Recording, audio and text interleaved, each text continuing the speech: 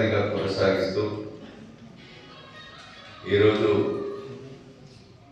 ఆర్టీసీకి ఉచిత బస్సు ప్రయాణానికి నెలకు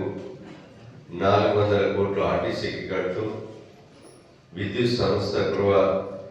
వసతి కొరకు ఫ్రీ కరెంటు, రైతాంగానికి ఫ్రీ కరెంటు 280 కోట్లు కడుతూ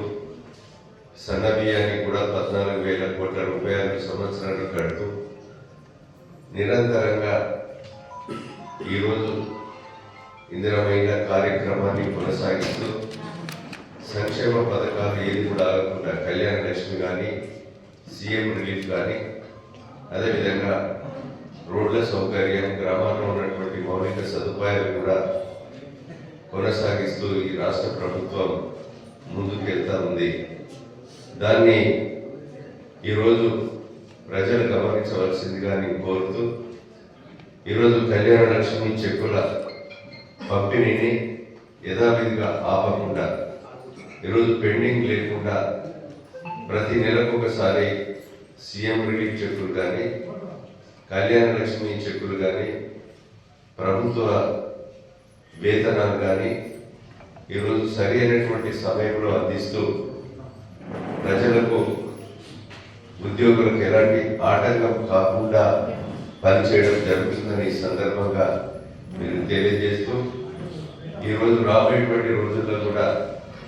సంక్షేమ పథకాలను కొనసాగించడమే కాకుండా ఈ నియోజకవర్గంలోని మౌలిక సదుపాయాలు కూడా ప్రతి ఒక్కటి గ్రామంలో ఉన్నటువంటి మౌలిక సదుపాయాలను గుర్తించి ఏదైతే ప్రజలు మీ యొక్క నాయకత్వాన్ని, నమ్మకాన్ని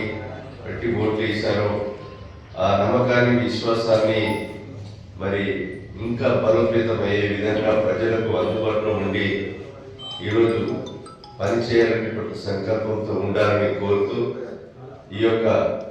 కళ్యాణ లక్ష్మి చెక్కులు ఆల్రెడీ అయినా కూడా, ఎందుకంటే చెక్కులు వాళ్ళకి ఇస్తే బ్యాంకు సోమవారము, శనివారము బ్యాంకులో వేసుకొని వాళ్ళ పెట్టుబడులకు ఉపయోగపడే విధంగా ఉంటుందనే ఆలోచనతోని ఈరోజు తహసీల్దారులు ఆల్రెడీ అన్నటువంటి పరిస్థితుల్లో కావాలని 8 మండలాలు ఈరోజు చెక్కుల పంపిణీ సుమారు 570 మందికి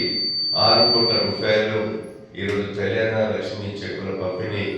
మరి ఈ ఒకే రోజు చేయడం జరుగుతుందని సందర్భంగా నేను తెలియజేస్తూ